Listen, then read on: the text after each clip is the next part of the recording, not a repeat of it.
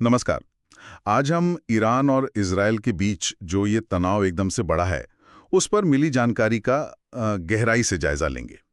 हमारे पास जो जानकारी है, वो मुख्य रूप से 13 जून 2025 से शुरू हुई घटनाओं पर है और आज मतलब 18 जून तक क्या हालात हैं, इस पर है। कोशिश यही रहेगी कि समझें कि ये सब हुआ क्या, क्यों हुआ और अभी क्या स्थिति है। तो चलिए शुरू करते हैं। बात शुरू हुई 13 जून को। इजरायल ने एक ऑपरेशन लॉन्च किया, ऑपरेशन राइजिंग लायन। ये एक बड़ा हवाई हमला था, है ना? जी हाँ, बिल्कुल। ये कोई छोटा मोटा ऑपरेशन नहीं था।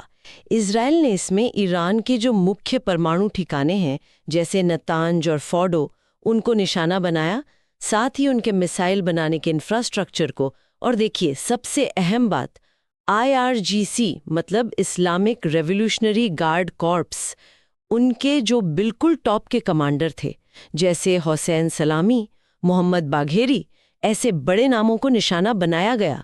ये तो सीधे सीधे ईरान के नेतृत्व पर ही हमला था। अच्छा, और फिर ईरान का जवाब, वो भी शायद फौरन और काफी जोरदार था। हाँ, ईरान बिल्कुल पीछे नहीं हटा।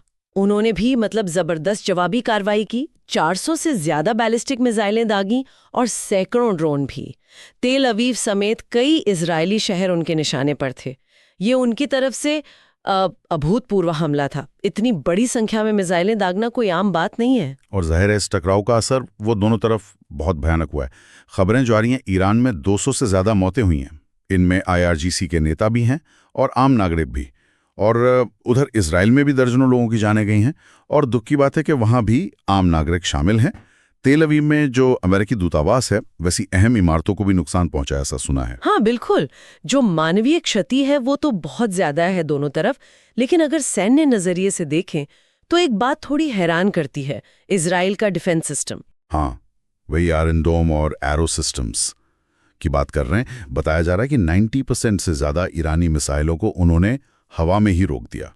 ये कैसे मुमकिन हुआ? मतलब इतनी सारी मिसाइलें एक साथ आ रही थीं? देखिए, ये उनके डिफेंस सिस्टम का वाकई एक काबिले तारीफ प्रदर्शन तो है, लेकिन शायद इसके पीछे सिर्फ तकनीक नहीं है। ऐसा सुनने में आ रहा है कि खुफिया जानकारी का भी इसमें बड़ा हाथ है। कि इजरायली खुफिया एजेंसी है ना, मुसाद, जी। उन्होंने शायद हमले से पहले ही ईरान में कोई सेंधमारी की थी। ड्रोन्स और जो आजकल AI वाली जासूसी तकनीकें हैं, उनका इस्तेमाल करके हमले से ठीक पहले कुछ ईरानी एयर डिफेंस सिस्टम और मिसाइल लॉन्चरों को शायद जैम कर दिया या बेकार कर दिया। अगर ये सच है तो इसने इजरायली डिफेंस को वो बढ़त दी होगी जिससे वो इतनी मिसाइलों को रोक पाए। अच्छा, तो ये सिर्फ मिसाइलें रोकना ही नहीं था, बल्कि दुश्मन के सिस्टम को पहले ही कमजोर करने की भी एक रणनीति थी। और इस पूरे मामले में अमेरिका कहाँ है? उनकी क्या भूमिका दिख रही है? हाँ, अमेरिका तो देखिए इस तस्वीर में एक बहुत बड़ा खिलाड़ी है। खबरें तो ये भी हैं कि उन्हें इजरायली हमले की योजना की पहले से जानकारी थी, और ये भी हो सकता है कि हथियार भी उन्होंने ही दिए हों। उनका जो USS निमित्ज एयरक्राफ्ट कैरियर है और दूसरे नौसैनिक जहाज, वो भी आसपास ही तैनात है। और राष्ट्रपति ट्रंप का बयान भी आया है। उन्होंने ईरान से कहा है कि बिना शर्त आत्मसमर्पण करो। एक और बात पता चली है कि उन्होंने ईरान के सुप्रीम लीडर खमेनेई, उनकी लोकेशन पता कर ली है, लेकिन फिलहाल उन्हें सीधे निशाना बनाने से मना किया है। तो अमेरिका मतलब पर्दे के पीछे काफी सक्रिय है, लेकिन ऐसा लग रहा है कि ये आग सिर्फ ईरान और इजराइल तक ही नहीं रहने वाली, ये फैल सकती है। बिल्कुल सही कहा आपने। खतरा असल में यही है कि ये संघर्ष फैल सकता है। जैसे इराक और यमन में ईरान समर्थित गुट हैं, वो बिल्कुल तैयार बैठे हैं कि अगर अमेरिका सीधे लड़ाई में उतरा तो वो जवाबी कार्रवाई करेंगे।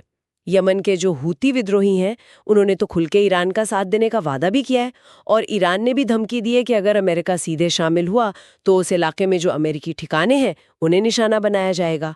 तो हाँ, पूरे क्षेत्र में तनाव फैलने का गंभीर खतरा बना हुआ है। और आज 18 जून है, हमलों का छठा दिन।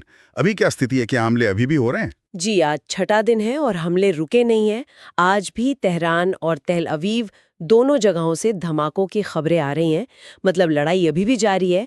एक और जो चिंता बढ़ाने वाली बात सामने आई है वो ये कि कुछ रिपोर्ट्स कह रही हैं कि ईरान ने अब हाइपरसोनिक मिसाइलों का इस्तेमाल भी शुरू कर दिया है। हाइपरसोनिक मिसाइलें, ये क्यों इतनी खास मानी जाती हैं? उड़ान के दौरान अपना रास्ता भी बदल सकती हैं।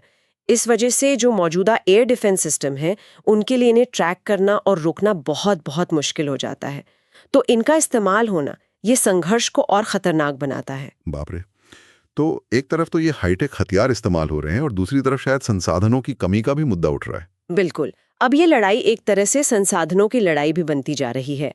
ऐसा लग रहा है कि ईरान के जो ताबड़तोड़ मिसाइल हमले थे शुरू में, वो अब कुछ कम हुए हैं। शायद इसकी वजह यह है कि उनका मिसाइल भंडार तेजी से खत्म हो रहा है। और दूसरी तरफ इजराइल को भी रोजाना इन मिसाइलों को रोकने की भारी कीमत चुकानी पड़ रही है। एक अनुमान है कि इंटरसेप्टर मिसाइलों पर उनका खर्च हर रात करीब करीब $285 मिलियन आ रहा है। ये बहुत बड़ा आर्थिक बोझ है। हाँ, ये तो बहुत ज्यादा है। मतलब दोनों ही तरफ से अब दबाव बढ़ रहा है। इस सब के बीच डिप्लोमेसी मतलब कूटनीतिक स्तर पर क्या चल रहा है? कोई हल निकालने की कोशिशें हो रही हैं? कोशिशें तो हो रही हैं। देखिए, जो G7 समूह है और दुनिया के कई देश हैं, वो लगातार अपील कर रहे हैं कि तनाव कम किया जाए। उधर रूस ने ईरान के आत्मरक्षा के अधिकार का समर्थन किया है, जिससे मामला थोड़ा